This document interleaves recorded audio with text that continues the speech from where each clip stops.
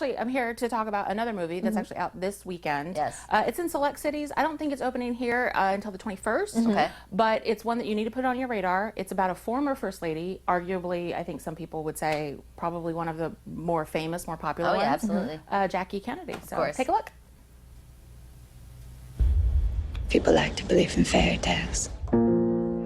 If ever there was a fairy tale in the history of our country, some would say it belonged to President John F. Kennedy and his wife, Jackie.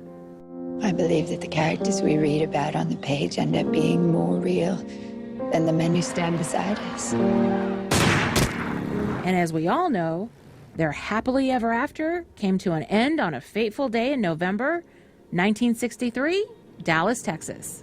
It was a day our country would never forget, but for Jackie, it was one of the many turning points in her adult life. Jack, can you hear me? Jack, I love you, Jack. Jackie Kennedy is played by Natalie Portman in this intimate portrait of the First Lady.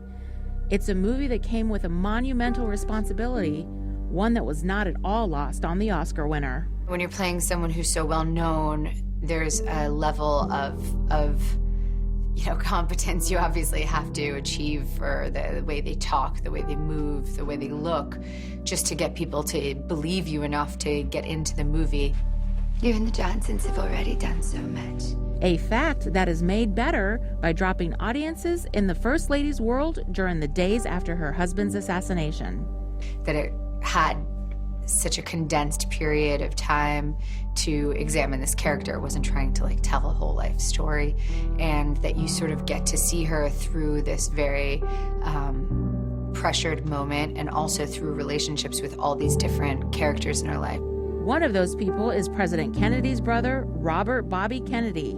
He's played by Peter Skarsgård. This is the guy whose brother died. This is the guy who's dealing with the political consequences, of which there are many, dealing with the kind of concrete sequential reality. It's such an extreme experience that she went through that's almost impossible to relate to, because, you have grief in your life, you have tragedy, but this is on such an epic scale and such a worldwide stage that, she's really probably the only person in history who's had this kind of experience.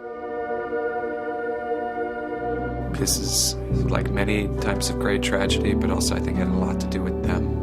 I think the beauty of the film is that it doesn't tell you what you're supposed to think or feel at the end of the day about this woman. It presents a portrait that's quite complex of a human being that has many different sides to it and a lot of mystery still.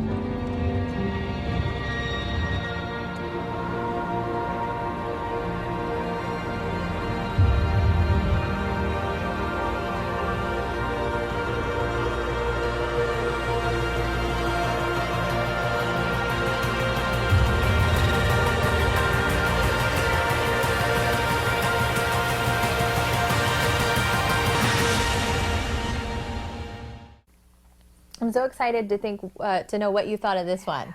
Her performance is amazing. Natalie Portman. Captivating. Now, I think we can all agree here, right? We didn't grow up with Jackie Kennedy, that Right, whole... but you know of her, of course. Absolutely, you Right, know yeah. of her. So when I saw the movie, I was a little kind of taken aback by her mannerisms, and she had a very distinct voice and cadence to the way she spoke. But you compare that with how she actually spoke with real life clips and stuff like that. No, Natalie, she nailed it. Totally nailed it. It's actually a director named Pablo Larraín. Now, I only bring that up because I think it's important, because he's a director who's not an American. He's a Mexican director.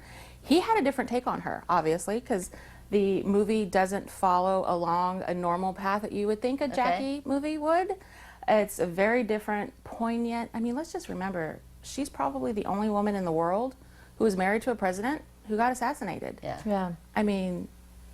That's pretty big, Yeah, right? that's rough. She took a lot. She's one of the first ladies who brought art and entertainment to the White House, and it's a different take on the movie. Her performance alone, amazing. So the Oscar buzz is legit. There. Oh, please. She will. I don't think she'll win this year, but she will absolutely get a nomination. Yeah, for sure, hands down. Go see it. A lot of good stuff this Even week. if you're not a fan of the whole Camelot series, but you want to go back to the time, or you're just kind of curious about it, I recommend it highly. All right. Yeah. Thank you so Thanks, much, Toni. Toni. That was Good to have you great back. interview.